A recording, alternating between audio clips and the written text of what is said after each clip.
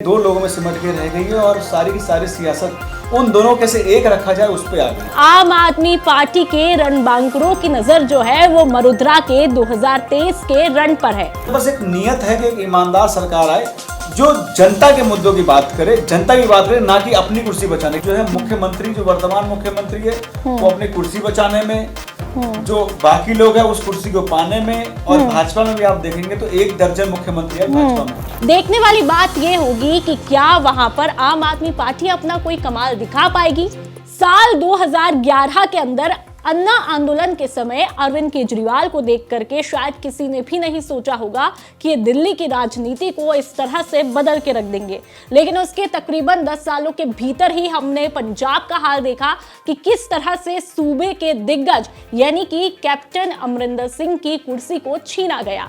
और हालांकि बात यह अलग हो जाती है कि गुजरात में जो है वो आम आदमी पार्टी अपना कमाल नहीं दिखा पाई, लेकिन अब 2023 के मरुधरा के रण में आम आदमी पार्टी के तमाम रणबांकुरों की नजर है। अब देखने वाली बात यह होगी कि आम आदमी पार्टी अपना यहाँ पर क्या कुछ कमाल जो है वो दिखा पाती है या नहीं। इनकी आगे की रणनीति जो है वो पार्टी की क्या कुछ रहने वाली है। कांग्रेस और बीजेपी की लड़ाई के बीच में क्या आम आदमी पार्टी कोई तीसरा विकल्प जो है वो पेश कर पाएगी या नहीं। इन तमाम सवालों का जवाब लेने के लिए आज हमारे साथ में राजस्थान तक पर मौजूद है आम आदमी पार्टी के राजस्थान के प्रभारी विनय मिश्रा।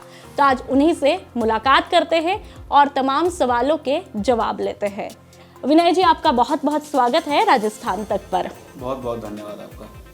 जी विनय जी, सबसे पहले मेरा सवाल ये रहेगा कि आप लोग राजनीति बदलने आए हैं या फिर कांग्रेस का गेम बिगाड़ने आए हैं?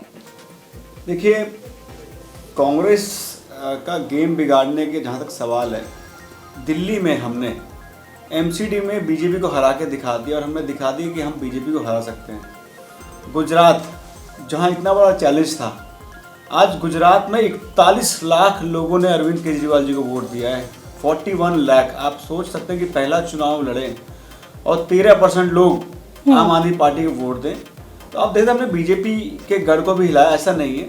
हाँ, ये है कि हमारा जो काम है, क्योंकि सरकारें जहाँ हैं वहाँ पुरानी चली आ रही हैं, तो हमने दिल्ली में हराया तो उस समय दिल्ली में बीजेपी की सरकार थी, पंजाब में, दिल्ली में सारी कांग्रेस सरकार थी, पंजाब में भी कांग्रेस सरकार थी, गुजरात में बीजेपी सरकार थी, लेकिन 41 लाख लोगों ने हमको वोट दिया है। दिल्ली में 15 साल बीजेपी का शासन था, एमसीडी में हमने बीजेपी को हराया। तो हम अपना काम करने आए, हम लोगों को अच्छी शिक्षा, बिजली, पानी देने आए हैं। हमारा काम लोगों को एक ऐसी सरकार देने का है जो आखिरी छोर पे जो व्यक्ति बैठा है उसको किस तरीके से सुख सुविधा मिले, वो हम आम आदमी पार्टी करने आई है। ठीक है विनय जी, लेकिन हम राजस्थान की तरफ देखें तो जिस तरह से ये कहा जाता है कि आम आदमी पार्टी जो है वो फेस को लेकर के हमेशा आगे रहती हुई दिखाई देती है। चाहे हमने पंजाब में देखा या फिर दिल्ली में देखा कि किस तरह से उन्होंने जो फेमस फेस है अरविंद केजरीवाल को उतारा, और पंजाब का भी हमने देखा। लेकिन आपको क्या लगता है राजस्थान में आपकी रणनीति क्या रहेगी? देखिए, इसमें मैं थोड़ा सा बैक में जाना चाहूँगा। जहाँ तक चेहरे की बात है, 2013 में जब अरविंद जी दिल्ली से चुनाव लड़ने हैं, उस समय अरविंद जी को कोई जानता नहीं था, राजनीतिक पृष्ठभूमि में कोई जानता नहीं था। एक आंदोलन से एक पार्टी निकली और अरविंद जी ने सीधा आके शीला जी को चैलेंज किया और शीला जी को हराया। ऐसे ही हमारी एक नौजवान राखी बिरला ने राजकुमार चौहान को हराया। ऐसे ही हमारे बहुत सारे नौजवान जो आंदोलन से आए और उन्होंने बहुत बड़े बड़े दिग्गजों को दिल्ली में हराया। कोई वो चेहरे ऐसे कोई नोन चेहरे नहीं थे, लेकिन बड़े बड़े दिग्गजों को हमने हराया और दिल्ली में हमने सरकार बनाई। आप पंजाब में देखें, बादल फैमिली को ऐसे ऐसे चेहरे ने हराया जिसको कोई जानता नहीं था। कोई मोबाइल रिपेयर शॉप पे काम करता था, डॉक्टर जीवनजोत कौर जो एक डॉक्टर है, उन्होंने नवजोत सिंह सिद्धू को हराया। लाभ सिंह उगोक, उन्होंने चरणजीत सिंह चन्नी को हराया। तो जहां तक आम आदमी की पार्टी की बात है, आम आदमी पार्टी चेहरों को नहीं, पार्टी की नीतियों को लेकर लोगों में जाती है और पार्टी की जो बात है वो लोगों तक पहुंचाती है। और राजस्थान में भी जैसे हमने दिल्ली में किया, पंजाब में किया, हमने एक सर्वे करवा के लोगों से कॉल करके पूछा कि किसको हमें चेहरा बनाना चाहिए। ऐसे ही राजस्थान में भी निश्चित तौर पर जब समय आएगा हम लोगों से सर्वे करा के, लोगों से पूछ के जो लोगों का फीडबैक आएगा उसके हिसाब से हम वहाँ पे चेहरा घोषित करेंगे। ठीक है, ये तो आपने चेहरे पे बात कही, लेकिन जब संगठन की बात होती है तो ये कहा जाता है ना तो जिला अध्यक्ष है, तो आम आदमी पार्टी ने अभी किसी तरह का ढांचा जो है वो तैयार नहीं किया है, तो 2023 का आगाज भी हो चुका है, तो कैसे आप अपने दावों पे खड़े उतर पाएंगे? देखिए, संगठन का मतलब क्या है? संगठन का मतलब ये होता है कि जब पार्टी का कोई विचार या नीति हो वो जनता तक पहुंचे, पार्टी कोई कार्यक्रम आए, पार्टी कोई अगर प्रदर्शन करने के लिए कहती है या पार्टी कोई गारंटी लेके आती है जो आपको जनता तक पहुंचाना है, तो वो काम लोगों का जनता तक पहुंचाना होता है, जो लास्ट में गांव में हमारी बात पहुंचे। जहां तक संगठन की बात है, आप ये बात ठीक कह रहे हो कि हमने उसको अमली जामा नहीं पहनाया है, हमने लोगों को एक जो पद होता है, जो एक जो है उस नाम के आगे लिखता है अध्यक्ष उपाध्यक्ष, वो जो है अभी हमने नहीं किया। लेकिन आप देखेंगे तो आज आम आदमी पार्टी के लोग दूर दराज के गाँव में पहुंचे हुए, ढाणियों में आप जाकर देखोगे। लेकिन जो असली बात यह है कि आज आम आदमी पार्टी की चर्चा हर गांव में है, हर ढाणी में है, हर शहर में है, और आज लोगों में जो 10 साल, मात्र 10 साल में जो आम आदमी पार्टी एक राष्ट्रीय पार्टी बन गई, वो चर्चा का विषय, और लोग चाहते हैं कि जैसा बदलाव दिल्ली पंजाब में आया ऐसा ही बदलाव राजस्थान में भी आया। ठीक है, आप बदलाव की बात जो है वो राजस्थान में कर रहे हैं, लेकिन इसके अलावा भी सियासी गलियारों में ये चर्चाएं हैं कि आम आदमी पार्टी जो है वो तीसरा विकल्प देने की बातें और दावे दोनों करते हुए दिखाई दे रहे हैं। लेकिन तीसरा विकल्प देने के लिए मुद्दे क्या रहेंगे, आधार क्या रहेगा, क्योंकि तीसरे विकल्प के रूप में आरएलपी भी दावे कर रही है, तो इस पर आपका क्या कुछ कहना है? देखिए, बिजली, पानी, शिक्षा, स्वास्थ्य तो हमारा जो है हमेशा आधार रहेगा ही। जैसे हमने दिल्ली में 300 यूनिट बिजली मुफ्त दी हुई है, 400 तक 50% मिलता है। हमने पंजाब में हमारी सरकार बनते ही हमने 300 यूनिट बिजली मुफ्त दिया।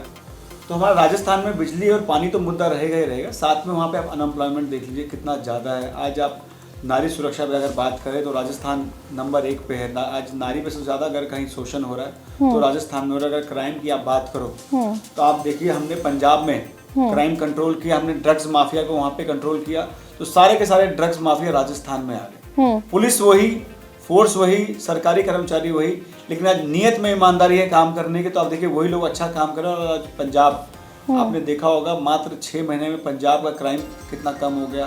तो राजस्थान में आज मुद्दे बहुत है, बस एक नियत है कि एक ईमानदार सरकार आए जो जनता के मुद्दों की बात करे, जनता की बात करे, ना कि अपनी कुर्सी बचाने की। आज राजस्थान आप देखोगे तो राजस्थान एक सियासी अखाड़ा बन गया, और वहाँ जो है मुख्यमंत्री, जो वर्तमान मुख्यमंत्री है, वो अपनी कुर्सी बचाने में, जो बाकी लोग हैं उस कुर्सी को पाने में। और भाजपा में भी आप देखेंगे तो 1 दर्जन मुख्यमंत्री है भाजपा में। किसी को राजस्थान की चिंता नहीं है, कोई राजस्थान की जनता की बात नहीं करता है, कोई जनता के मुद्दे नहीं उठा रहा है। आज आप देखिए विपक्ष नदारद है। आप मैं पूछना चाहता हूँ, भारतीय जनता पार्टी में 5 साल में अब होने जा रहा है, कितने वहाँ पे जो है प्रदर्शन किए, कितनी सरकार के खिलाफ इन्होंने जो है आंदोलन किया। आप देखेंगे बिजली पूरे देश में सबसे महंगी राजस्थान में, पेट्रोल सबसे महंगा राजस्थान में।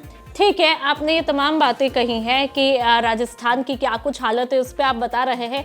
तो आपकी आगे की रणनीति क्या रहेगी? क्या आप आगे कोई आंदोलन करने वाले हैं? इस पर आपका क्या कुछ कहना है? क्योंकि इस तरह के 2023 की शुरुआत होते ही सियासी गलियारों में चर्चाएं हैं कि आम आदमी पार्टी भले ही दावे कर रही है, लेकिन उनकी जमीन अभी जो है वो तैयार नहीं हो पाई है।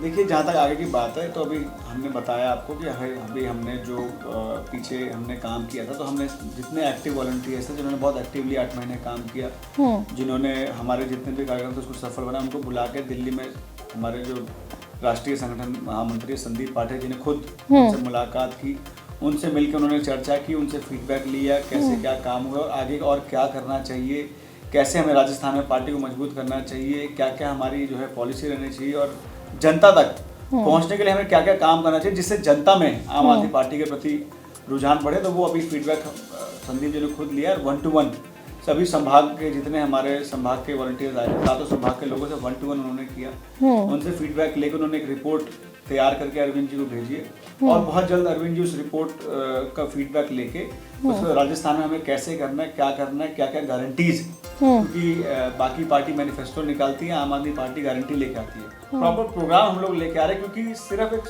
शुरुआत नहीं करनी है, उसको आगे अंजाम तक पहुंचाना है। आगाज हो चुका है, अंजाम तक पहुंचाने की बातें और दावे आप कर रहे हैं, लेकिन तीसरे मोर्चे की पार्टी के बाद जब आरएलपी भी दावे करती है तो लगभग उन्होंने 50 सीटों पर जो है गठबंधन का ऐलान किया है। तो क्या आप उन्हें ऐसी कंडीशन में अप्रोच करेंगे?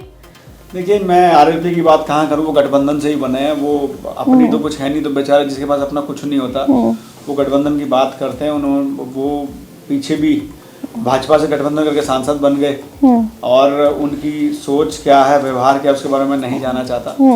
और ठीक है, वो कोशिश कर रहा है। मुझे तो लगता है आरएलपी बीजेपी की बी टीम मुझे लगती है, और वो हर जगह बीजेपी को मुझे लगता है कि मजबूत करने की बात करती है।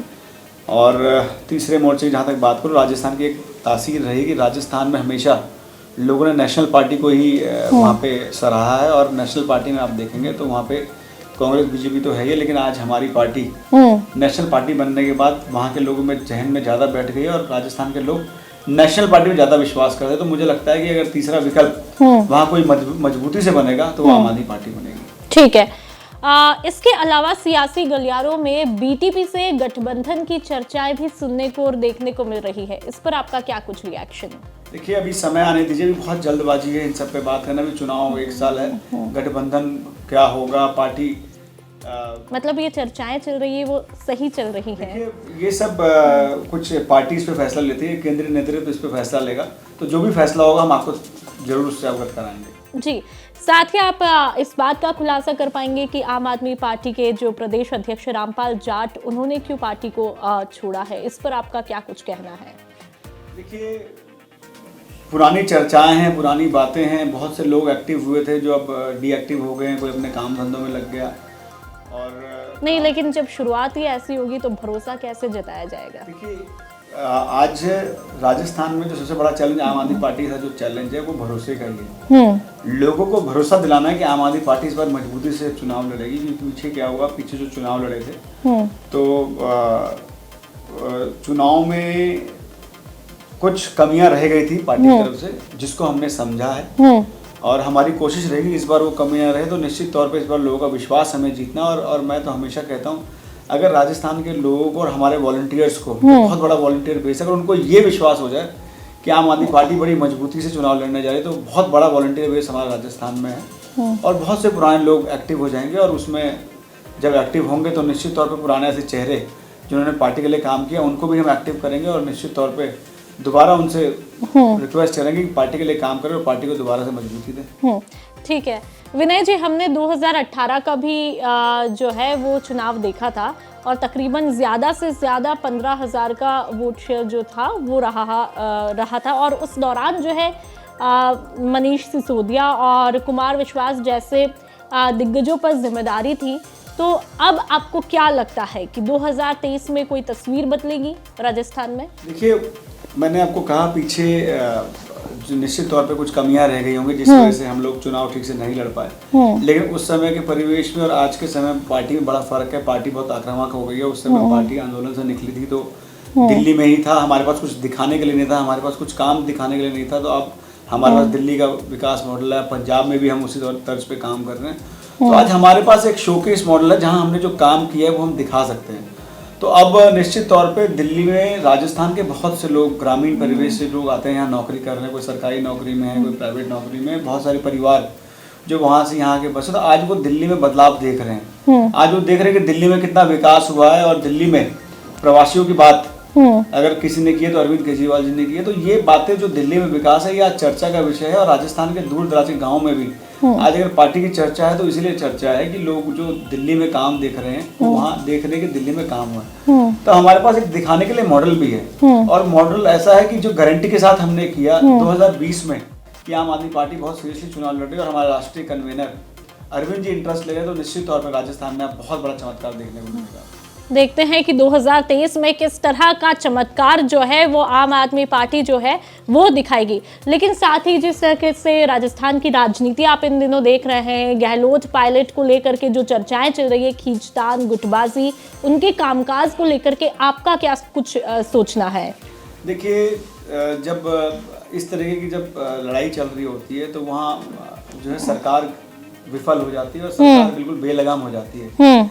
आप जब मुख्यमंत्री का एक ही ध्येय रह जाता है किस तरीके से अपनी सरकार बचाएं और अपने बेटे को आरसी का अध्यक्ष बनाएं और कैसे इन्वेस्टमेंट समिट में वो इन्वेस्टमेंट समिट राजस्थान समिट ना होके जो है बेटा समिट रह जाता है, तो आप सोच सकते हैं वहां पे सरकार जमीन पे नहीं है, सरकार सिर्फ और सिर्फ अपनी कुर्सी बचाने पे है। और जहाँ सरकार अपनी कुर्सी बचाने पे है, पेपर लीक इतने ज्यादा होते हैं कि आप उसको रोक नहीं पाते, तो आज वहाँ सरकार है ही नहीं, सरकार जमीन पे है नहीं, सरकार सिर्फ और सिर्फ एक कमरे में बंद होकर रह गई है और वो एक पार्टी की सरकार बन के रह गई है। और वो पार्टी सिर्फ और सिर्फ हर 4 दिन पे वहाँ एक कमरे में फैसला होता है, एका दिखाया जाता है, लेकिन बड़ा दुखद है कि राजस्थान पे कोई बात नहीं करता है। राजस्थान में जो समस्या है उस पर कोई बात नहीं करता है। दुख होता है कि वहाँ की सियासी एक कमरों में सिमट के रह गई है, 2 लोगों में सिमट के रह गई है और सारी की सारी सियासत उन दोनों कैसे एक रखा जाए उस पे आ गई है। तो राजस्थान अब बदलाव की ओर देख रहे हैं। 1977 के बाद राजस्थान में 5 साल कांग्रेस, 5 साल बीजेपी, जो है 77 के बाद बीजेपी कांग्रेस और 2 ही नेता मिलके चला रहे हैं। एक बार वसुंधरा जी आती हैं, एक बार अशोक जी आते हैं और दोनों मिलकर सरकार चलाते हैं। 2023 में कौन आएगा? 2023 में निश्चित तौर पे राजस्थान में आम आदमी पार्टी सरकार बनाने जा रही है और आप देखेंगे कि 2023 में एक बहुत बड़ा बदलाव राजस्थान में आएगा, जिसकी लोग उम्मीद करें, क्योंकि अब लोग चाहते हैं कि इन दोनों नेताओं का तिलस्म टूटे और एक नया चेहरा वहाँ पे सीएम बने जो राजस्थान की जनता का विकास करे और राजस्थान जो अपनी एक विरासत खो चुका उस विरासत को दोबारा बनाए। विनय जी, गुजरात चुनावों के दौरान जो है अरविंद केजरीवाल ने पेपर पे लिख के दावा किया था कि भाई आम आदमी पार्टी की सरकार बनने जा रही है, फिर वहां पर क्यों कोई जो आम आदमी पार्टी है वो कमाल नहीं दिखा पाती है? देखिए, जहाँ तक दावों की बात है, मुझे अच्छा लगता अगर आप ये कहते कि 2018 में देश के प्रधानमंत्री नरेंद्र मोदी जी ने ERCP प्रोजेक्ट को नेशनल प्रोजेक्ट बनाने की बात की थी। आज उस पर कोई चर्चा नहीं हो रही है। पिछले बजट में राजस्थान के मुख्यमंत्री श्री अशोक गहलोत साहब ने 50 मोहल्ला क्लिनिक खोलने की बात की थी। आज मात्र 18 खुले और उसमें भी डॉक्टर्स नहीं हैं। इंग्लिश मीडियम स्कूल्स खोलने की बात की थी और वहाँ पे टीचर्स बहाली की बात की थी। वसुंधरा जी ने 10,000 स्कूल मर्ज करके बंद कर दिए। इन्होंने जो आज मर्ज की बात चल रही है, 20,000 स्कूल राजस्थान में बंद होने जा रहे हैं। तो अगर हम इस तरह के दावे की बात करेंगे तो मुझे लगता है कि आम आदमी पार्टी आपको रियल बता पाएगी क्या हमारा दावा है, इनको लेकर क्या हमारा दावा है, कैसे हम स्कूल ठीक करेंगे, कैसे हम अस्पताल ठीक करेंगे, कैसे मोहल्ला क्लिनिक बनाएंगे। आप राजस्थान तक के मंच पर आपने अपनी बातें कही है, दावों की बात कही है आम आदमी पार्टी को लेकर के। राजस्थान तक के तमाम दर्शक जो आपको सुन रहे हैं, देख रहे हैं, उनसे आप क्या कुछ कहना चाहते हैं कि वो आपकी पार्टी पे क्यों भरोसा जताए? देखिए, मैं राजस्थान के नौजवानों से एक बात कहना चाहता हूँ कि आज अरविंद केजरीवाल जी ने इस देश की राजनीति को बदला है। अरविंद केजरीवाल जी ने कंटेम्प्रेरी सोच जो पॉलिटिशियंस की होती थी वो बदला है। और अगर हमें लोग कहते हैं प्रेस वाले सचिन पायलट या पुराने चेहरे की बात करते हैं कि वो चेहरे, अगर हमें उन्हीं चेहरों के साथ चुनाव में जाना हो तो फिर पार्टी नई कैसे? तो मैं राजस्थान के युवाओं से अपील करना चाहता हूँ कि आप में भी वो क्षमता है, आप भी लीड कर सकते हैं, आप भी फ्रंट में आए, आप खुद राजस्थान में क्या बदलाव ला सकते हैं उसके लिए हमसे बात करें, हमारे पार्टी से जुड़े, हमारे को क्या राजस्थान में करना चाहिए उसमें हम 1-to-1 आपसे संवाद करें। और राजस्थान में अगर आप चाहते हैं कि एक ईमानदार सरकार मिले, राजस्थान में अगर आप चाहते हैं कि क्राइम फ्री स्टेट हो, अगर आप राजस्थान में चाहते हैं कि एम्प्लॉयमेंट जिस तरीके से दिल्ली में एम्प्लॉयमेंट मिली, 10 लाख लोगों को रोज़गार दिल्ली में हमने दिया है कोरोना के समय में, अगर आप चाहते हैं कि इस तरह के रोज़गार राजस्थान में मिले, अगर आप चाहते हैं कि वहाँ पेपर लीक ना हो, रिकॉर्ड पेपर लीक का ना बने बल्कि रिकॉर्ड युवाओं को रोज़गार का रिकॉर्ड बने, बिजली अगर आप चाहते हैं कि पूरे देश में जिस तरीके से दिल्ली और पंजाब में मुफ्त मिल रही है, राजस्थान में मुफ्त मिले, तो अगर आप तमाम तरह के बदलाव चाहते हैं तो आम आदमी पार्टी से जुड़े और हम आपको विश्वास दे रहे हैं। अगर अच्छे लोग जो समाज में अच्छा काम कर रहे हैं, जो मेहनत कर रहे हैं, जो युवा राजस्थान के लोगों के लिए सोचता है, राजस्थान की बात करता है, पार्टी उनको मौका देगी और निश्चित तौर पर राजस्थान में एक बदलाव करने के लिए उनके साथ जुड़ेगी और राजस्थान में एक ईमानदार सरकार अगर कोई बनाएगी तो आम आदमी पार्टी बनाएगी।